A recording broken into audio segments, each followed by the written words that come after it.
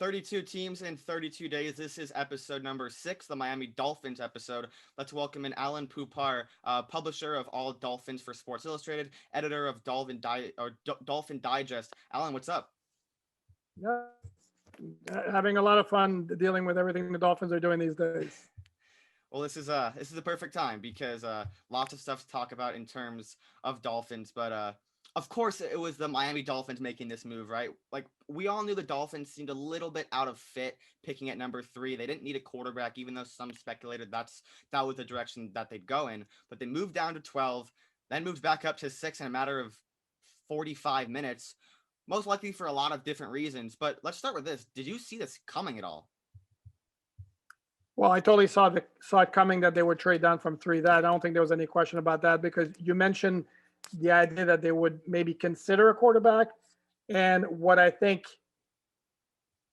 all along was that they would evaluate the quarterbacks who conceivably could be their 3, determine whether any of them would be a clear upgrade over Tua Tagovailoa, and if they came to the conclusion that yes, then maybe they would consider that a 3.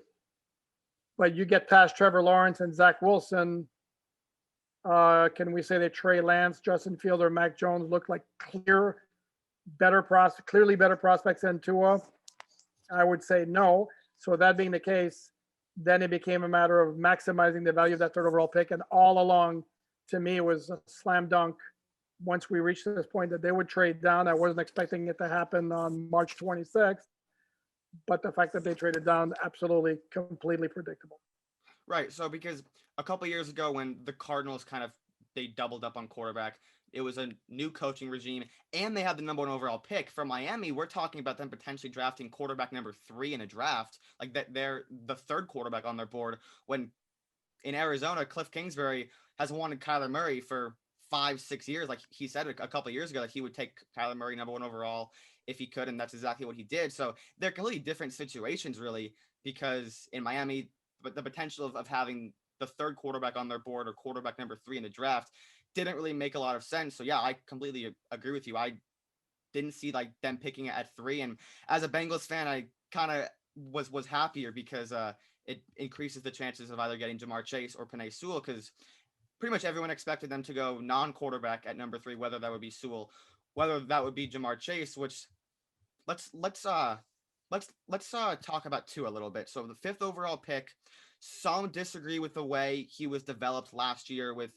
the multiple times being benched. I mean, it's weird to see a rookie quarterback playing bad for a team that was in playoff contention. But what did you make of his performance and the overall outcome landscape of Tua year 1? The whole thing was weird, if we're going to be honest about it. That, first of all, the Brian Flores philosophy from his first year with the Dolphins was, I'm playing to win every Sunday. Don't give me this tank for Tua crap. I'm not buying it. I'm not going for that. I want to win every game. And lo and behold, with a really, really bad roster, they went 5-11. Well, move to 2020, one would think that Brian Flores still has the same philosophy. They're 1-3. They blow out the 49ers and the Jets in back-to-back games. Ryan Fitzpatrick has 3 touchdown passes in each. Their bye, which got switched, arrives, and then boom, they make the switch to Tua. So then right then and there, that's kind of strange. Doesn't go with the philosophy of 2019. And then you pull him twice during the year, because obviously then at that point, it's not about the development of Tua. You're still trying to win games. But if you're trying to win games, why did you make the switch in the first place? So the whole thing was kind of weird as far as his performance. Look, here's the thing. The Dolphins last year let's not kid ourselves, they rode their defense and their special teams to their 10-6 record. They got, three defensive touchdowns. They had 2 other defensive turnovers or special teams turnovers. I got the ball at the 1-yard line. So in essence, they got 5 defensive scores. Jakeem Grant returned a punt for a touchdown. So the defense and special teams really made life easy for the offense, where all that was asked was basically don't lose the game. So the play calling, yes, absolutely was conservative, and that didn't help Tua put up big numbers. Also, Tua himself admitted, if my guy's covered, I'm not going to throw the ball. Whereas Ryan Fitzpatrick was like, my guy's covered. I don't care. I'm chucking it. My guy's going to make the catch. Well, and the Dolphins had a bunch of wide receivers and tight end, if you include Mike Gesicki, who didn't create a ton of separation, but who also are good at making contested catches. Well, if Tua is going to remain the quarterback, at some point he's going to have to, how can I put this delicately? He's going to have to grow some intestinal fortitude and throw those 50-50 passes, because these guys aren't going to be as open as they were at Alabama. It just doesn't work that way. So the Dolphins obviously see something in him. He is accurate, there's no question, but he doesn't have a big arm. That doesn't change. That hasn't changed from the time he was at Alabama. And the question now is whether he can take the next step, maybe quicker with his decision, less hesitance to throw those 50-50 passes, and then he can become closer to the quarterback the Dolphins think they have or hope they have. Yeah, so we knew the Dolphins were going to add a pass catcher in some capacity this offseason. They did. They brought over Will Fuller from Houston. What does he add, and do you think they'll still be in the wide receiver market come April? Well, he had speed. That's above and beyond anything else. And that was the one thing that was deeply, badly missing from that wide receiver core. Because the thing is, I know everybody looks at the Dolphins wide receivers and, oh my God, it's horrible. Well, is it really that horrible? Devontae Parker, 2 years ago, was as good a receiver in the AFC. Preston Williams was really good the first half of the 2019 season as a rookie free agent until he tore his ACL. Last year, it took him a while to get going because he was still recovering. Then he picked up his game and boom, suffers a foot injury that knocks him out for the year. And in addition to those two, you still have the two opt-outs from last year, Albert Wilson and Alain, who are decent, solid wide receivers. You acquired Lynn Bowden Jr. from the Raiders for a fourth-round pick. So there is volume in that wide receiver core. What they didn't have is with speed. What also it doesn't have is a bona fide number one, because you just can't depend on Devontae Parker enough. So having said that, the fact that they signed Will Fuller for only a 1-year deal, which means he could bolt as a free agent again next year, yes, I could see the Dolphins going for a wide receiver in the first round of the draft with that 6th overall pick, even though I don't think it's a slam dunk the way many people seem to do. Interesting, because, and we'll get to that, but the 1-year deals were so common this year in free agency because the owners lost a lot of money. The cap went down. But when you really think about it, like the strategy of signing a 1-year deal, especially for a wide receiver like Will Fuller, who was suspended, if he performs well in Miami, leaves somewhere else, no big deal. You're going to get a comp pick anyways. And that's what teams were thinking about with Kenny Galladay, like whether or not he was going to sign a 1-year deal because the potential to get that compensation pick in return the year following. So pretty much what it looks like for Miami right now, they have Parker, they have Williams, both of which, when healthy, pretty solid duo. Then you add Fuller for a year, who's going to fit in there with Tua, we assume, and then add one more through the draft, whether that'll be at number 6 or whether that's 2nd or 3rd round. There are a ton of speed guys, ton of size guys, ton of variety in this wide receiver draft for 2021. So there's a lot of options for Miami, and like last year, that group wasn't really that good or productive because of injuries. But going forward, like for this year, this draft, this season, and next season, it doesn't look that bad. No, it's got potential. And part of the reason they wound up being so bad last year was because, well, first of all, you start off, they didn't do anything in free agency or the draft last year at wide receiver because they liked their depth. Well, in August, Albert Wilson and Alain opt out. Then Preston Williams goes out in November. Then Devontae Parker starts having his issues with injuries here and there. And all of a sudden, you got nobody left.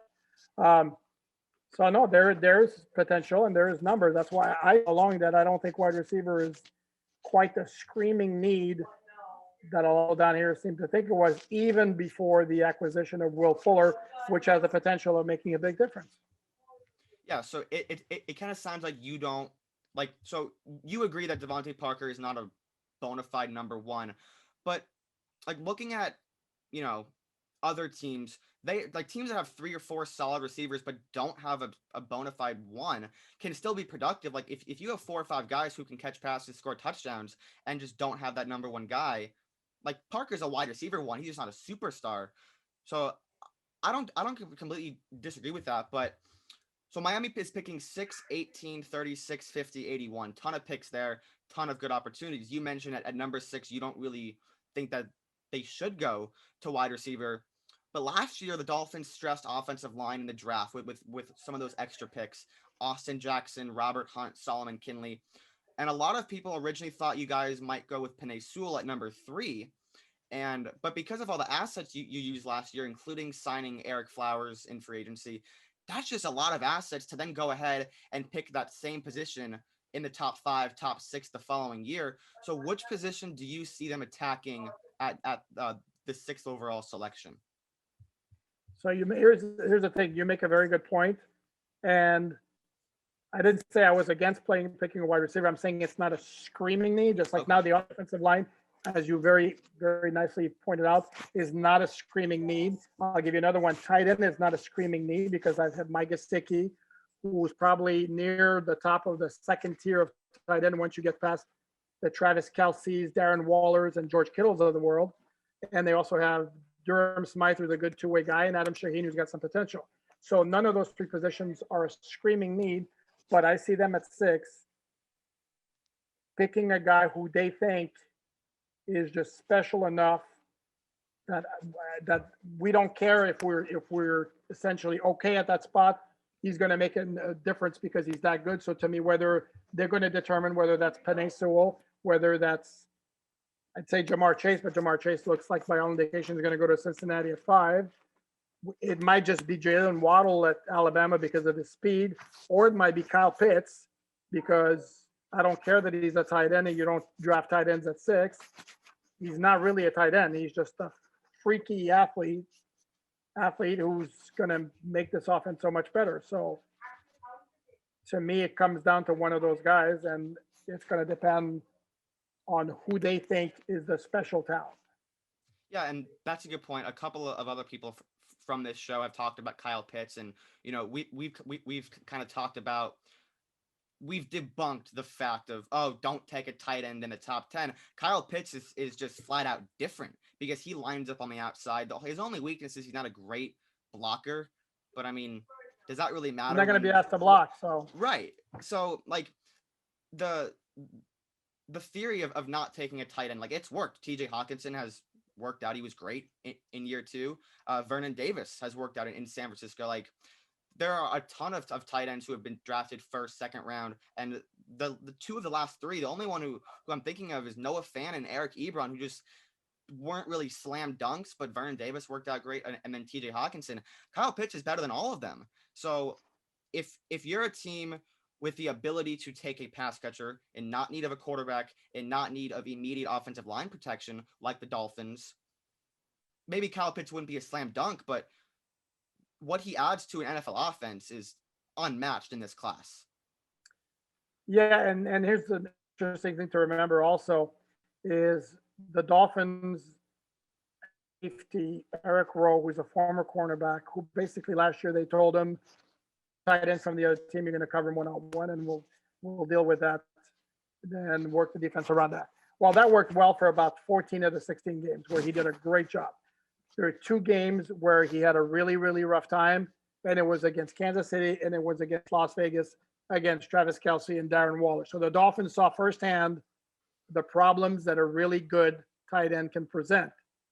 So I can't help but think that they saw that and they're looking at Kyle Pitts going, that's interesting.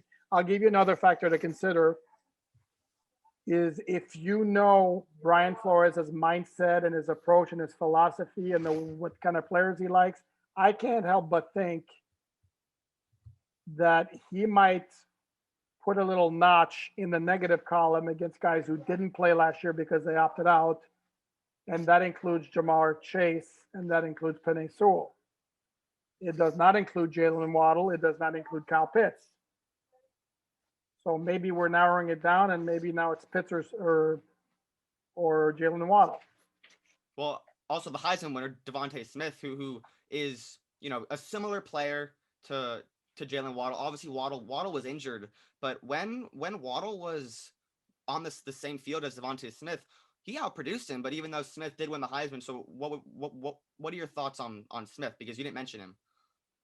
There's a very good reason I didn't mention him because I'm not a fan of taking Smith at number 6. Really? Yeah, well, look at the white hair So that means I'm old school. And for me, I don't care how well he produced. I can't help but look at his frame and think he's not. Chances are he's not going to last in the NFL. Number one. Number two, I can't help but think that opposing defenses are going to put a cornerback right in his face at the line of scrimmage and just beat him up as much as they can because he just doesn't have a frame. And while I certainly leave room for the possibility he's going to have a great NFL career, to me, there's a major risk involved because of his frame. 6'1", and he told us, or he told the media during his pro day interview that he was 170 after being prodded several times. I have read somewhere where it's actually maybe his weight last year was more like 164. If his listed height was correct, 6'1", 164, I mean, you're talking like this big. So to me, he's a great talent. There's too much risk involved because of his frame to use the number 6 pick on him. So that's funny because, originally with the Dolphins at 3, everyone was mocking Smith at 3. So how worried were you? Because, a lot of people don't think Devontae Smith is going to be very good. I think he is, but I can completely understand someone saying, yeah, he's small. The one argument that I go to is, look at what Calvin Ridley does to NFL secondaries every Sunday. Like there are examples of successes, but there are also examples of failures, a la John Ross, and I have firsthand, with that experience, having to watch John Ross play football for 4 years. My thing is, I just never seen a guy that's skinny succeed at wide receiver. And I know the comparisons I've heard that Marvin Harrison brought up. Marvin Harrison looks like DK Metcalf compared to Devontae Smith. I mean, the guy is just a stick figure. He's just like really, really, really thin. I'll give you one guy. This is way before your time. There was a guy named Lamar Thomas who used to play for University of Miami. Then he played for Tampa Bay, played for the Dolphins, who was 6'4". He might have been listed at 185. Look at him in the locker room, and he is cut. The guy is cut, but he's still like really small when you put on the shoulder pads. And Devontae Smith, 6'1", we'll give him the 170. There've been nobody like that thin. So I just, again, I'm not saying he's going to be a bust in the NFL. To me, there's a lot of risk involved because of his size, and 6 is way too rich of a pick to use on that. Now, if he's there at 18, which some fans are like, oh, there's no way he's there at 18. He's way too good. Well, I could see, because I don't think I'm the only one. I think there's a lot of NFL scouts who are also going to be like, oh, yes. So if he's there at 18, sure. Because again, but it's not as obviously you want to hit on every pick, but you're not going to. But to me, it's more palatable and more digestible to miss on 18 than to miss on 6. Yeah, and Waddle is no slouch. Like some people think Waddle's wide receiver 1. He's very close to that for me, in my opinion. Like I love Jalen Waddle. So much speed, so much athleticism, and he's not chunky, but he has a lot better size than Devontae Smith as well. He's gonna be a really special player, and if the Dolphins take him at 6, the Lions take him at 7, I could definitely see him going to one of those two places. Oh, no question. And he would fit a nice need for the Dolphins too, because the thing is, yes, Fuller is a speed receiver, but Waddle is a speed receiver who you can use a lot of different ways. So more so than just Fuller is going to be a boundary guy who you shoot straight down the field.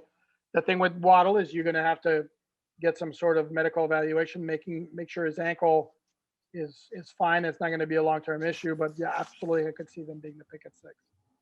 So moving down 9 spots, then back up to 6, it'll net them a couple draft picks, and it's really obvious that Brian Flores, this new regime, really wants to build this team with young talent who will contribute immediately to the draft. We saw it last year with all those picks, and some of those rookies, those offensive linemen, were productive. They played. Austin Jackson might not have been great, but he played. Same with Robert Hunt. At this point, they're trying to get the most amount of quality young players in the building. Would you say that's true? No, that's completely fair, and that partly explains, if you look at their free agency approach this year, A lot of one-year contract was mostly depth, complementary special teams types of players. Um, the big improvement from this team in 2021, the big improvement last year in 2020 needed to come from free agency because again, their roster was so bad in 2019 that they really need to put in some places. Well, they have now a base, and the biggest step is going to happen in 2021 if there is improvement to be made from the young guys getting better, including Tua, Austin Jackson. You mentioned Robert Hunt, Solomon Kindley. Let's not forget Noah Benogany, their third of 3 first-round picks last year, who they drafted because he has a lot of upside. Well, last year he showed he's also got a long way to go. At some point, the kid's going to need to produce. Even maybe like somebody like Brandon Jones, a safety third-round pick from Texas, is another guy. That's where the most improvement is going to come in 2021 from those guys, and whatever contributions they can get from this rookie class will be a bonus that's going to help even more. So let's kind of keep going through the roster. Myles Gaskin, Malcolm Brown, Salvin Ahmed. If that is the running back group heading into the year, how confident in that are you? Because they were in on Aaron Jones before he went back to Green Bay. Or, would you prefer them to go out and get a Najee Harris, a Javonte Williams, a Travis Etienne? Where are your thoughts on where the running backs shape out to be right now? I prefer they go back in time and pick Jonathan Taylor last year at number 30 instead of Noah Benogany. If you want to know the truth, I mean, think about it. They had a clear need at running back following the 2019 season. They had 3 first-round picks. There were 6 running backs taken in the first 2 rounds. At 30, they had their choice of any of them. They decided, no, we're good with Jordan Howard, who we signed as a free agent. We'll trade for Matt Breida in the giving San Francisco a 5th round, and then we'll complement those guys with Myles Gaskin, Patrick Laird, and then whoever else they had. And this year, after signing Malcolm Brown in free agency, it wouldn't shock me if they took the same approach and decided that that's what they're going to go with. You've got 3 serviceable backs. Does any of them really jump out and excite anybody? No, not really. Myles Gaskin had a couple of good games. Malcolm Brown did some good work for the Rams. Salvon Ahmed had one really, really good game against New England in December, but then the next week couldn't do anything against Vegas. So, yeah, no, I'm not particularly crazy about the running back situation, but I don't think it's a slam dunk in the least, even though there are a lot of mocks suggesting perhaps a running back either at 18 or at 36. Not convinced that that's what's going to happen. For me, Javonte Williams in the second round at 36 would have 0 issue with that. Yeah, and I kind of had this theory about Travis Etienne, where he's been hit so many snaps going through spring camp 4 times, 4 full years at Clemson. I'm not going to say he's washed, but I think when he gets to the NFL, and by the time he picks up to the NFL speed, like there's a lot of talent there, but by the time he picks up to NFL speed, he might just not be as good as Najee Harris, Javonte Williams, Michael Carter. So I'm not going to say he's washed, but I think if Travis Etienne goes in the first round, that's a mistake. I just think there's so much bruises. There's the motor and his usage has been so high for so long. Oh, I don't disagree with you. And the other thing too is, to me, is Etienne is not an every down back. He's more like a change of pace, home run hitter type of back. And to me, you don't spend a first round pick on that kind of guy, period. Along with the fact that you mentioned that for an NFL rookie, he's already got a lot of mileage going in. Just like I don't like Najee Harris at 18. I know he's a great back. I mean, did everything in Alabama.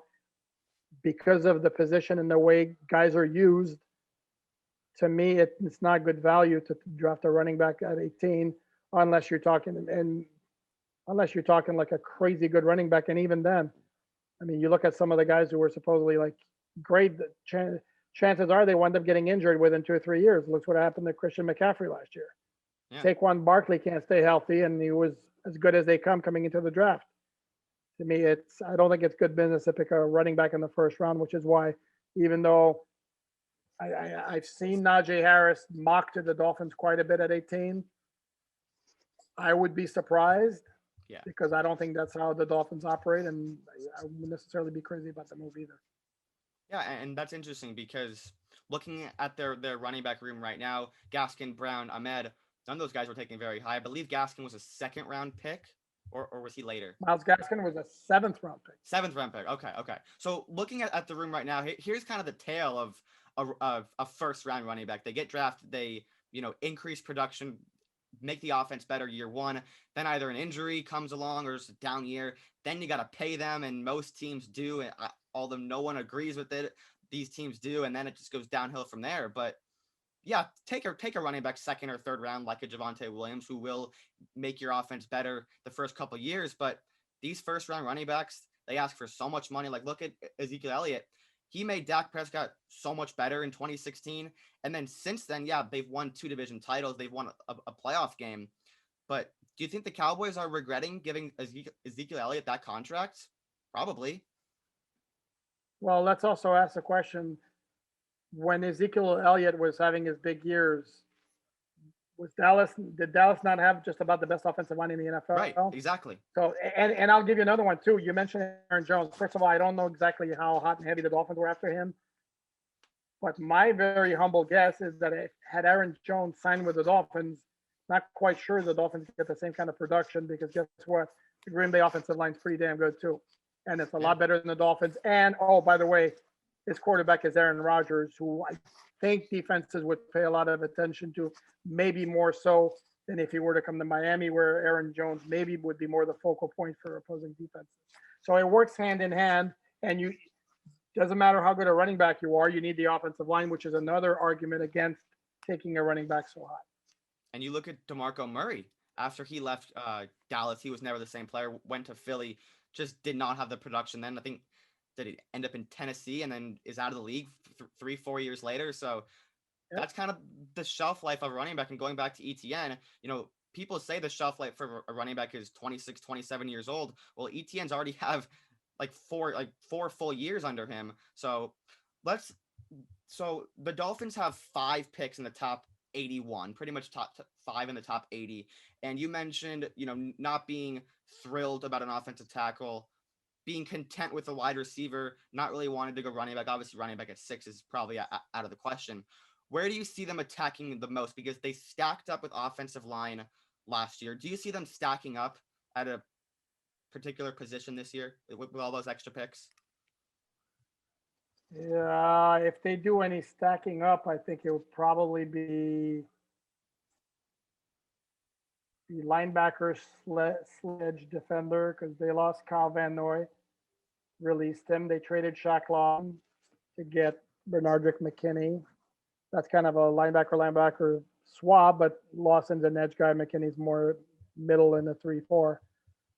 But they're a little bit light on edge defenders, which is why it wouldn't surprise me in the least if that 18 pick was one of those guys. Um, Jalen Phillips killed his workout this week at the University of Miami. He could be a consideration. His former teammate, no, actually never played together, did they? Anyway, Gregory Rousseau, There's another three of UM them. guy. There's 3 of them. Correct. Quincy Roach is the third yeah. one. Correct. But Roach is maybe a little bit. I don't think Roach is 18 worthy, but Rousseau Sure. could be a possibility. Pay from Michigan could be a possibility. The kid from Penn State. There's also 2 of them. There's Parsons is not really an edge, but Jason Owe from Penn State. Correct. Micah Parsons Correct. He too. could be a possibility. Micah Parsons. I've seen him thrown as a possibly a 6. Yeah. If they don't go offense, he would be the one guy who, to me, would have a shot to be a 6. But again, you have the factor of him not playing last year. And if I apply my theory of Brian Flores not being crazy about guys who didn't play last year, that would go off the board. Plus, it's very clear the Dolphins need offense more than any defense. Mm-hmm. So I'm going to stick with that. So anyway, going back, the edge defender position is where I would, if they're going to stack anywhere, that would be the place. Yeah, it's so picking at 18 is such a huge advantage because then you can go into the second round, take more of a BPA. They'll probably do BPA at 18 as well, unless one of these top guys, or unless all of the top guys are gone, but also Ojulari from Georgia. I've seen him mock 2 guys at 18, more of a speed edge rusher after losing Shaq Lawson. So they could totally go that way. But I think picking at 18 is such a huge advantage. Wasn't Austin Jackson pick 18 last year as well? Yes, he was. So exactly. So they needed offensive linemen. They went with Austin Jackson at 18, and then they kind of went BPA after that. So do you think they'll remain BPA heavy this draft? Uh, yeah, I would think. And even last year, I think that's the formula they use, except for the Austin Jackson pick, uh, because I'm not convinced he was the 18th player on the board. I don't think he was either. Oh, and they had a glaring need for an offensive tackle. So I think last year that might have been a neat pick. Um, Benogany at 30 was not a neat pick, especially considering he barely touched the field on defense after the first month of the season, and then stacking up offensive lineman after offensive lineman, and then Raekwon Davis. After that, it went BPA. So I think it would be the BPA approach as opposed to trying to fill needs. Yeah. So real quick before I let you go here, number 6, who are you taking? Yes. Me, I'm taking Kyle Pitts. I love it. And I'm not sure I'm hesitating about it either. Because Yeah, and here's the other factor. The other factor involved in those who might say, well, they have Mike Gesicki and all that. Well, Mike Gesicki is heading into his contract year. So if you take Kyle Pitts, then you're protected against the idea of Gesicki leaving via free agency. And beyond that, again, the fact that he's such a unique talent and what he could do for that Dolphin passing game is invaluable. So to me, I think he's a guy. And if it's not him, it's Jalen Waddle would be number 2.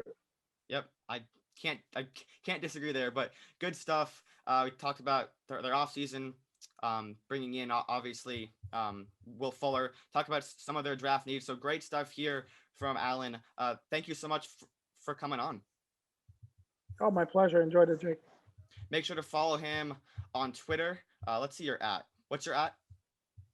Poupart NFL, Poupart NFL.